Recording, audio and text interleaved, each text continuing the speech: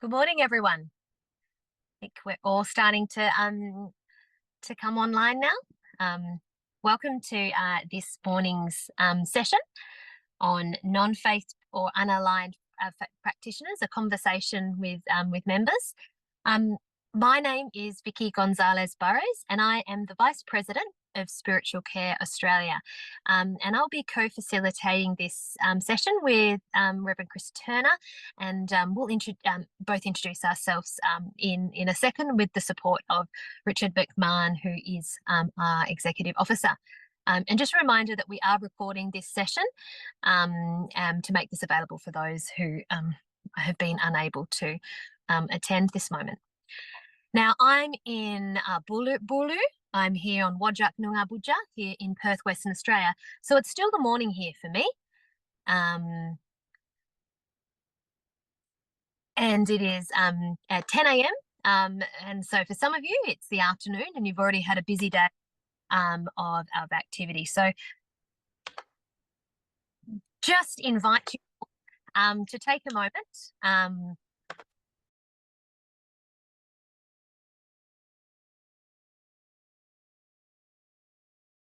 to maybe connect your feet to the earth, to the Boodja, to, if you feel comfortable, to either close your eyes or maybe lower your gaze. And just become really conscious of the breath, of your breath that connects us.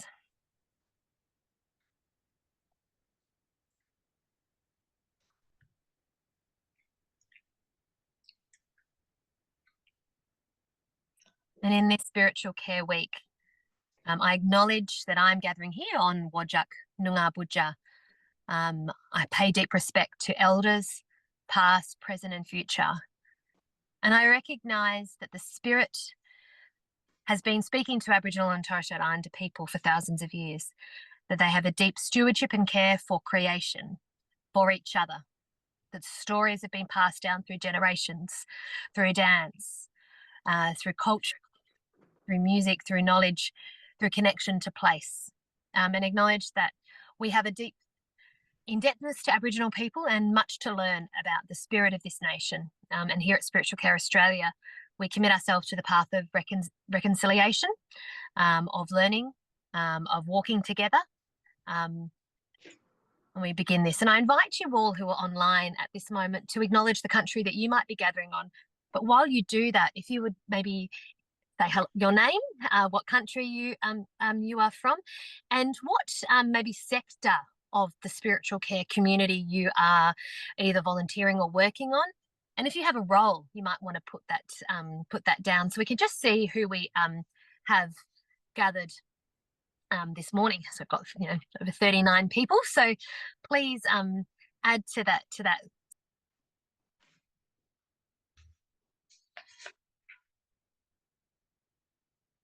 You've just muted yourself, Vicky. That's horrible. Why would I mute myself? Thank you, everyone. So that was your country, what sector you're in, and maybe if you have a role, we'll get a sense of who's around in this morning's conversation. Good to see the kind of the breadth that we have as part of this work today. So I just wanted to say that today's session is one of two that we're doing. So today, this is a conversation with our general membership, and it's open to and our friends. So not everyone here, I acknowledge, is members of Spiritual Care Australia. You might be interested in this topic.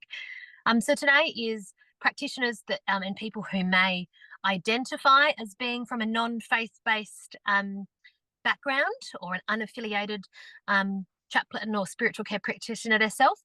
So that might be who we have gathered, but also people who might be curious and want to learn, and people who will work alongside and want to welcome in people for this background.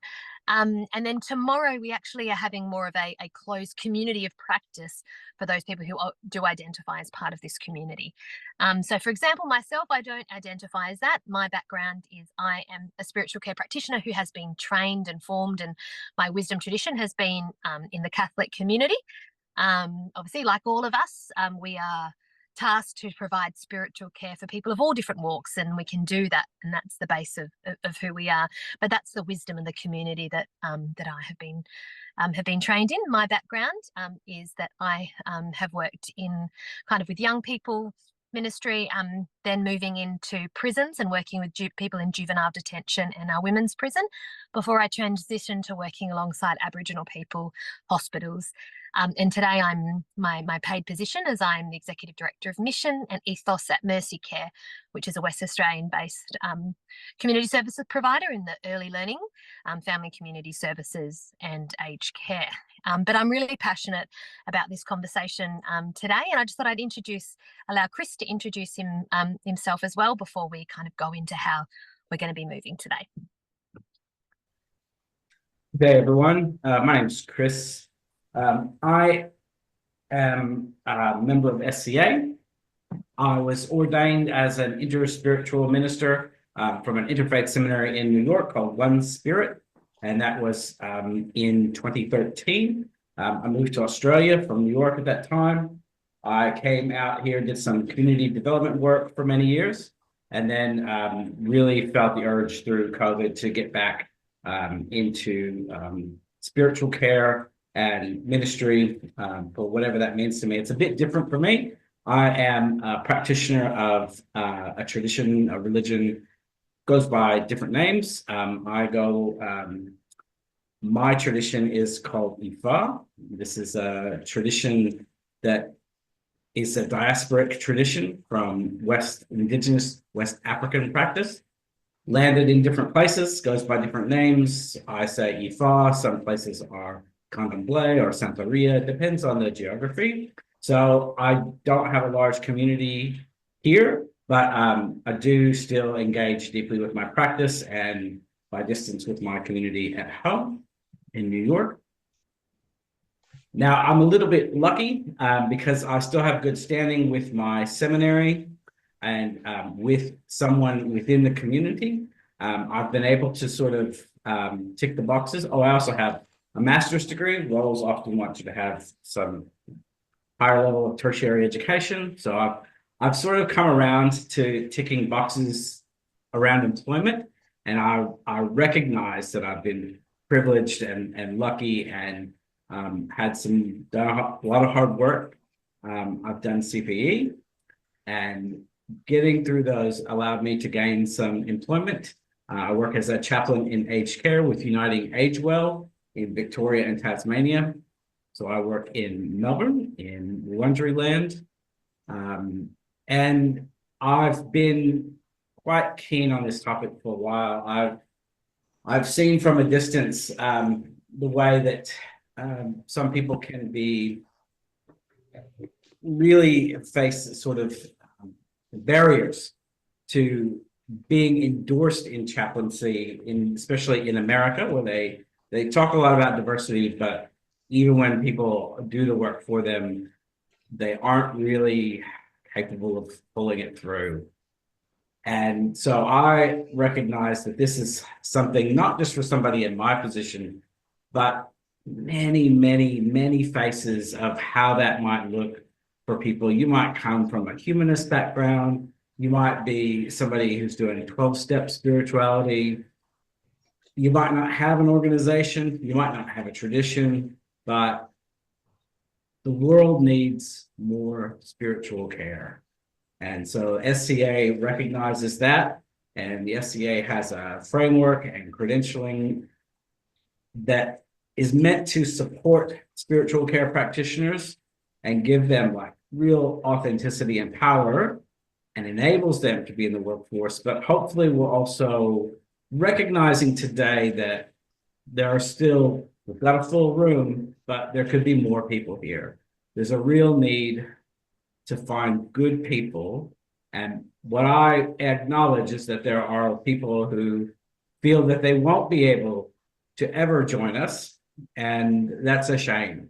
We should really be working towards that, towards enabling people who have good hearts, good values, and good care to be able to come into the sectors that they want to work and be hired to do the care that we need in the world.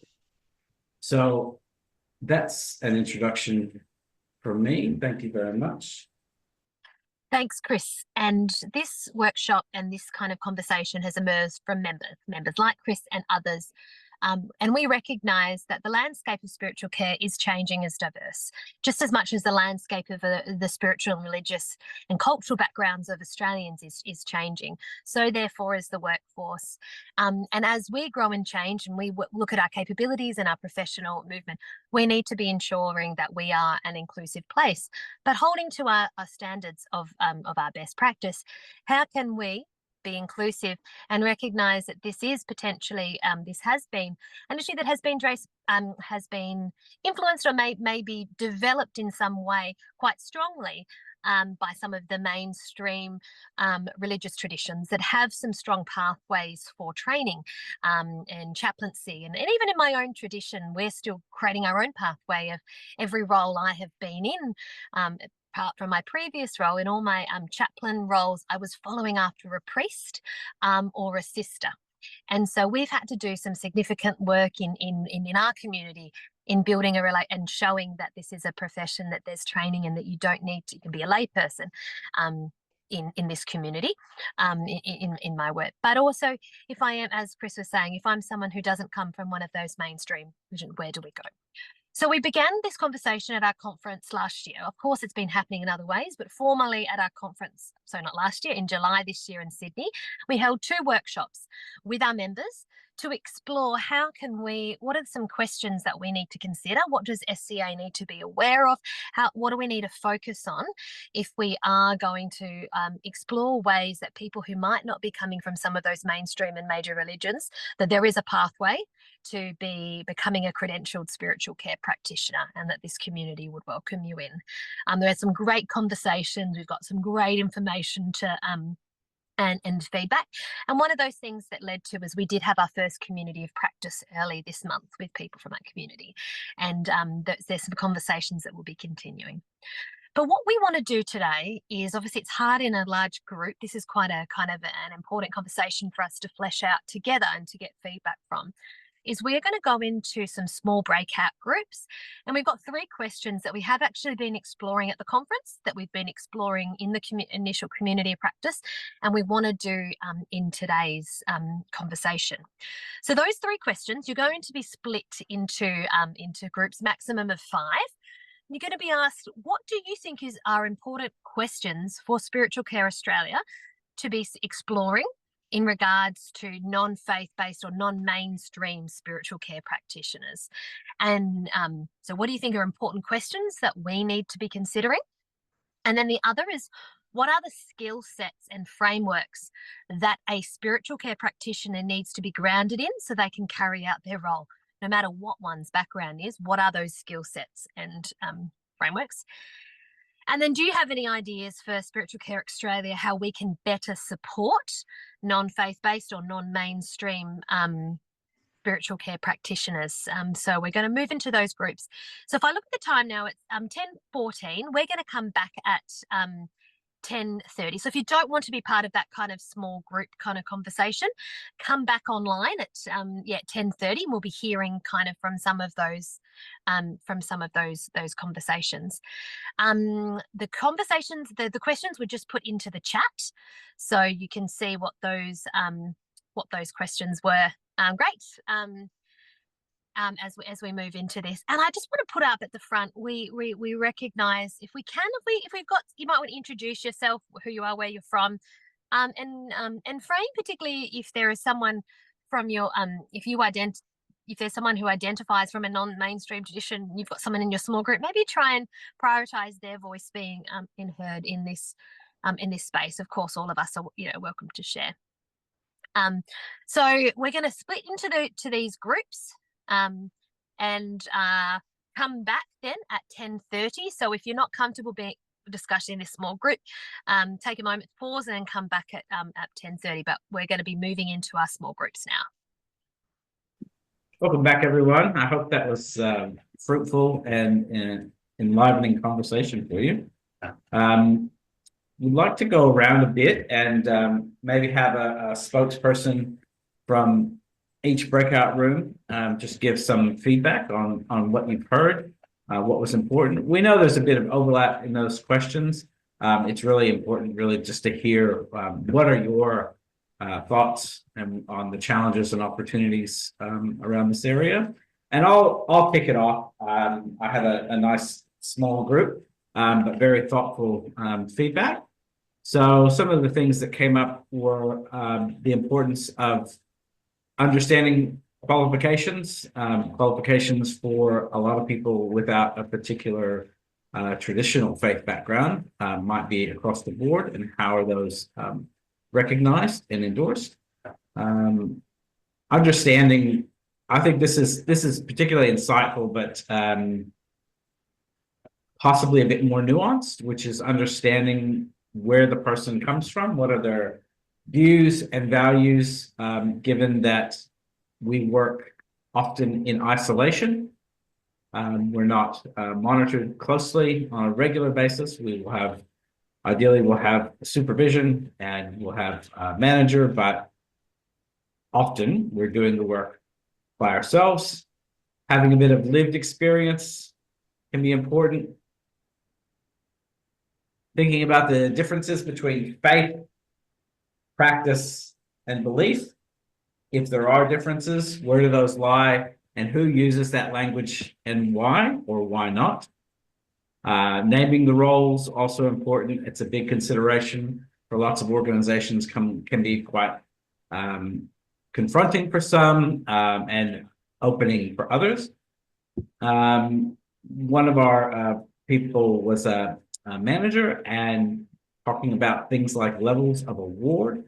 I think it's very important to get recognition for our professionalization. If we're going to be pushed into that, we should be recognized for it as such.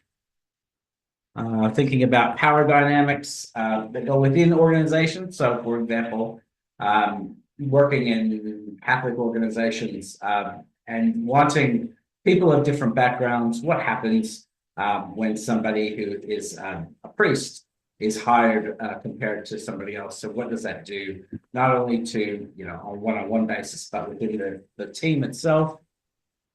How do we ensure that people have a robust reflective practice if they come from, say, a humanist framework? How do we ensure that there is reflective, ongoing, supervised practice? And what are other avenues for people to come in that aren't necessarily theology training? So things like coaching, counseling, when are those appropriate? When are they not? How do we suss all that out? So that was from my group. I want to thank my group for their input. It was really, really enlivening for me. So let's move on now, and we'll just, if each group could nominate someone to speak for what you had, and just raise your hand, and we'll be happy to unmute you and let you come on board and talk. Yeah, look, so just for the room's awareness, I lead a multi-faith and non-religious team of 52 full-time and equivalent number of part-time people. We've been multi-faith for about 7 years now, and we started exploring non-religious chaplains, who we call spiritual wellbeing officers. 4 years ago, we brought our first on. Our experience has been that those who have a genuine pastoral experience and a mature worldview perform simply and as effective as my religious chaplains do. But look, our non-religious, and I deliberately use the language of non-religious because their worldview can be theistic, it can be non-theistic. I just want a mature worldview. So I range from ex-Catholic priests who are still committed Catholics through to humanists and everything in between. As I said, from a worldview perspective, where they struggle is if they don't have a mature worldview, so their spirituality is not informing their practice. And then also I have some who come out of an allied health background, which can be really helpful, but the problem is they haven't spent time in pastoral roles, so they are trying to still operate as an allied health professional and not in the reflective practice of pastoral care. Vicky may have picked up a few other comments, which I'll let her, because I wasn't taking copious notes until I got asked to lead the team.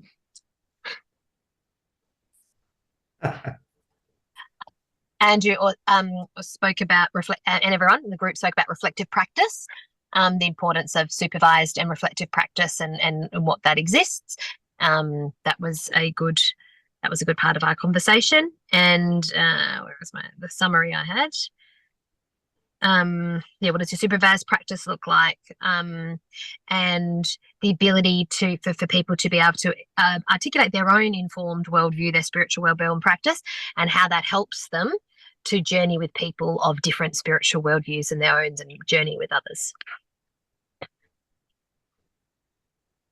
I also thought it was very interesting some of the conversations that the Navy is having around qualifications, like perhaps people who don't come from the same tradition of studying things like philosophy and counselling and CPE, so they get the pastoral practice, but they also get that worldview and philosophical or openness. That was very. Thank you. So I think we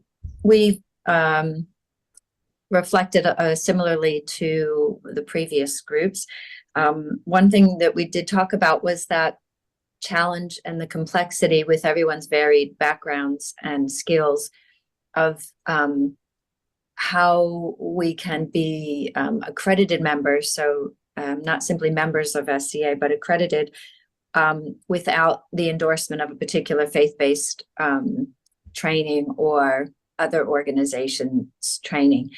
And we talked a bit about CPE and the benefit of that. I think everybody in our group has completed CPE training, and how that training is such a great base level of skill, because it's got that skill-based and process-based approach, and we can all have differing beliefs, but we're still being trained similarly and have that similar framework. So that felt a good sort of framework or skill set to bring into SCA. And we talked about the challenge of the differing beliefs. So where are as far as how can Spiritual Care Australia support people of non-faith-based or multi-faith backgrounds, the complexity of that, considering the variation of beliefs and backgrounds, and what is the common ground? Where is the place we are finding common ground?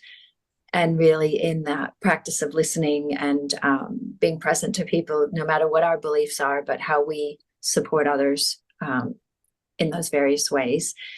But we also acknowledge the days like this where you bring all of us together and we have the opportunity to share our stories and inform each other of our experiences are very meaningful, and feel very powerful opportunity to create a community, even though we're all very unique in what we do.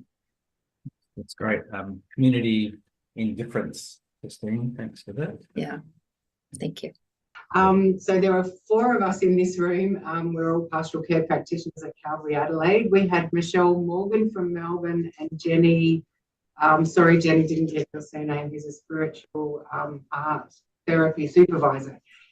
So we talked about the important questions being educational pathways, opportunities in secular spiritual care training, and perhaps what's the place of philosophy in non-faith-based or non-mainstream faith-based spiritual care, or the skill sets and frameworks. So the capabilities, and we looked at perhaps the differentials and perhaps opportunities of where we could broaden out the language or adjust the language of spiritual care.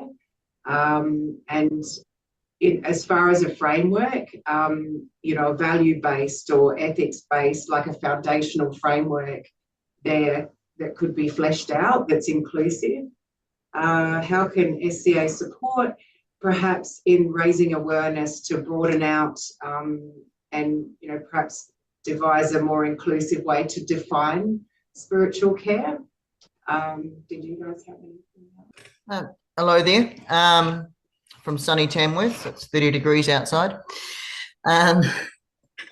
We had a really good discussion about where we come from and how we live out our beliefs, which indirectly answered all the questions through a great conversation. Some points that came out were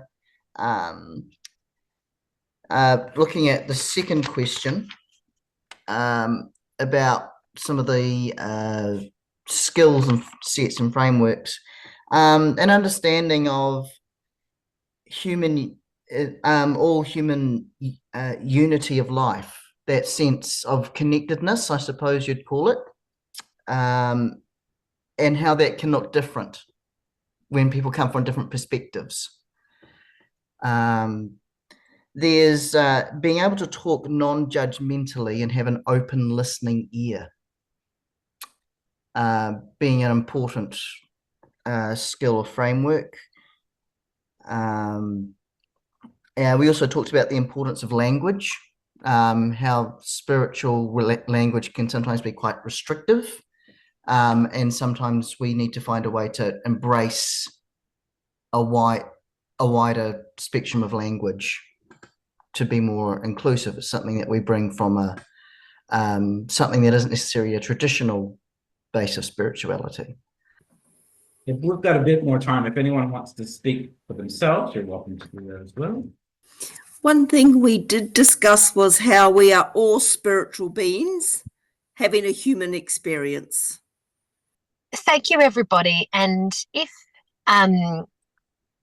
you have other kind of these notes that you'd like to share, that we'd really appreciate them being sending in, because this is all part of the this ongoing piece of work that we're doing in this conversation. And I kind of have written about a few points down that I was hearing. It's really important that we're looking at training and education pathways, that's part of this conversation. We're really conscious of the languages that we use, the importance of supervision and reflective practice, and the importance of pastoral practice and deep listening and deep connections. And so there's some key there's lots of notes here that we've taken, but there were some 4 things that I really heard that was being said. And it's interesting because as we put those out, some of those things are very much, no matter what, whether you were a faith-based practitioner or a non-faith-based practitioner in that setting, these are all things that are actually important. And it leads me to think about why we're in a mature position as an organisation and as a community, because this is a member-based community, to be having this conversation together, is because we've been working significantly on lifting the professionalism and capabilities and understanding of the diversity of our community. And as some of you might be aware, not at the last one, but in 2023, we launched our capability framework. And that is a framework we're using to look at that credentialing pathway for spiritual care practitioners. So like other professions, that there is a way to be able to be showing and proving that you have a grounded sense of your spirituality, a training, that you have supervised practice, that you are coming with deep, pastoral practice, etc. That someone, and as an employer, I employ spiritual care practitioners, and I can say I'm looking for level 2 practitioners, and I can put that on a job ad and say that's who we're looking to employ. Now, I may not get, all my applicants may not meet level 2, maybe someone's a level 1. Then I go, okay, I understand that, and I'm going to work with that person to lift them up to a level 2, for example, if that's what that we think is needed. So in some of the conversations we had, I thought it might be useful just to bring up, and I'll ask Richard to bring up on the screen. The capability framework is something I really encourage any of our members to look at if you haven't had a chance to. And we have 4 levels of certification, but within that, of credentialing, within that there's 5 domains, and so each 5 domains has kind of 4 levels in it, and it looks at the different capabilities that we are expecting of spiritual care practitioners. So the ability to the provision of care, and you participate in planning, delivering meaningful evidence-based practice, collaborative care, building and maintaining effective relationships, this values-based care, complexity of spiritual and organizational care, professional integrity, and professional development. So we have these 5 domains, but also in the process of applying for credentialing, there's some questions we've been developing, ongoing process of development around people being able to articulate and speak to their spiritual worldviews and traditions. And this is a conversation that's live. We're having people that have been trained in different diverse professions, not just the Masters of Theology, that are now coming to us, and we're grappling with how do we recognise these different levels of pathways and qualifications as well. And this would just be useful if people have the space. But I think today's conversation has given us some more depth as this is developing and it's robust. And I thank you all for being part of this conversation. And whether you identify from a traditional spiritual community, or if you don't, particularly this openness and our values of our membership, that we will journey alongside our colleagues. You know, that if someone comes into our team that might come from a non-traditional or non-mainstream spiritual care team, that we are welcoming and embracing of them, but and what we hope is that we're creating a profession that you will know that person will also have had some strong grounding and importance, just the same type of training that similar training or pathway to you. So these are questions we're unfolding. Tomorrow we are having our community practice. So if this is a community and a non-mainstream tradition that you're part of, please join us tomorrow. Be part of the ongoing conversation. I'm going to invite Richard, just because this is part of our bigger Spiritual Care Week, and I suppose I didn't do a good job at the start of introducing. I love that this year's Spiritual Care Theme Week internationally is on beyond religious roles, and that was leading us to think about that spiritual care practitioners are not just the religious roles or the religious ritual. Yes, that might be part of some people's expression of it, but we're advocates. We're deep listeners, we're clinicians. There's so much more in what we do, but I also think it speaks really well this year that spirituality is more than just religion, and this conversation is an important part of that. So Richard, over to you. Thanks so much, Vicky. So just in a couple of minutes, and then we'll all get an early mark. This is just a bit of a snapshot of what else is happening this week and what Spiritual Care Australia offers. So I'll just put into the chat this slide, and it might be of use for you either to share with others or to peruse at your own leisure. But it has the rest of the activities for the week are certainly here. Just a bit of information there, as Vicky was saying, this is an international week, if you're not aware of that. And down the bottom of this page, there is a link to the international site, and it explains a bit more about their logo of the many hats, but you can understand why we chose something like that. And it's good to hear that this is happening at an international level, these conversations, etc., which of course Chris alluded to at the beginning too. And you can see that we, as part of this week, we do have our very exciting membership sale, and a number of people have been taking us up on this one. So we've even got one organisation that's moved all its members across this week because they snuck them through the door while prices were cheap. So you can see there it's a big discount on our normal membership. Takes you up to the end of June for next year, particularly if you're looking for professional development. $70 is for our non-members for professional development, $30 for members. So you can see, and we offer that pretty much on a monthly basis here. So just that in itself, besides any other benefits. Community of practice is something we try to contain just to members. So that'd be another thing just to think about. And the other thing to say about the membership, this is for general membership. If you're looking for credentialing, that's a separate conversation, but certainly you could start the pathway towards that by joining up, and then you can tick a box to say that you're interested in the credentialing conversation. It's very much this week. We're a network, so we value always to hear from our partner organisations or from our members. What's going on in your neck of the woods this week? How are you honouring things? Or if you haven't got anyone there to blow your trumpet, we can blow it for you. So just send us something through. It doesn't have to be for this week, even in the next couple of weeks. We've been trying to spotlight individuals during this week, and we will continue to do that for organisations as well, because there's so much good news and it needs to be heard. Sometimes we know it, but it's that advocacy or that awareness to get it out wider. So please don't be shy, share, and we will share further. Nominations are part of that too. Life membership, it's always a great time to honour people who might have been in our industry for years, pioneers. Let us know who they are so we can honour them. And best of care, similarly for individuals and organisations. That we've launched that this week, and then those awards happen at our annual conference, which is on mental health and spiritual care. It's about June next year. If you've got good thoughts, speakers, even a venue for us for that, we're just finalising things. Please. I'd love to have that conversation. And then you can see that the events are there just below. So we're moving through. It's terrific. We've got over 400 registrations this week, and the numbers just climbing for all these events. They're all recorded except for tomorrow's Community of Practice and our meet and greet earlier today. So if you did miss out on your register, you will get recording as well as any slides.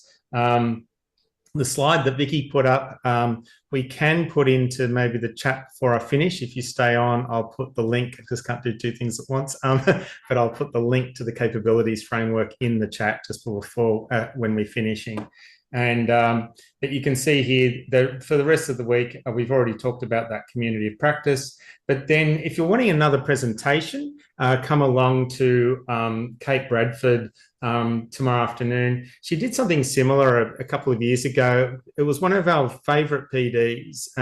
So if you come back, she'll just offer you a really great way of exploring both religious care and spiritual care within a matrix that she's developed and now published. So I really encourage you to participate in that. That presentation will be more of a presentation, and then we have our next PD coming up on the Friday. That will be a paid session. We do have resources here as well. If you're wanting to promote the week, just down the bottom there, a whole folder's full of those. And as I mentioned, and a link to our Spiritual Health Association partners in terms of their resources there too. So lots to enjoy. And just for me, personal note, just to say thank you. Thank you to each of you in terms of your role or your aspiration. And I know that not all your members today, but we welcome everyone here today. It's a delight for us. And in my role, it's a great privilege for me to serve and support and speaking on behalf of our board and my team, just to be able to support and accompany our practitioners in the wonderful work that you do. And let's celebrate that this week. So back to you, Vicky, and I'll just pop this that capabilities framework into the chat.